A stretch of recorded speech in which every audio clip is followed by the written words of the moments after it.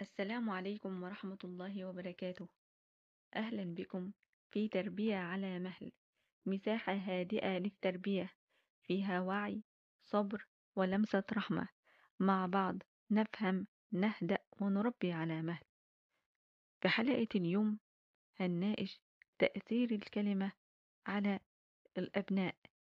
فكرت قبل كده إن الكلمة اللي بتقوليها لطفلك ممكن تعيش جواه طول عمره؟ الكلمات مش بتختفي، هي بتبقى صدى جوه القلب، بتتحول مع الوقت لصوت داخلي بيكلم الطفل لما يكبر. فيه أطفال جواهم صوت بيقول أنا محبوب حتى لو غلطت، وفيه أطفال جواهم صوت تاني بيقول أنا فاشل، أنا دايما بغلط، محدش راضي عني.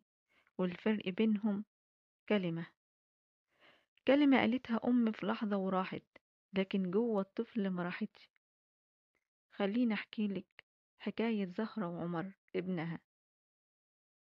عمر طفل ذكي بس شقي شوية، بيتحرك كتير ودماغه شغالة دايما.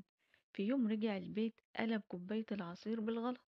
مامته زهرة كانت تعبانة قوي، فقالت بعصبية انت عمرك ما هتتعلم، دايما بتغلط. سكت عمر وقال بهدوء آسف يا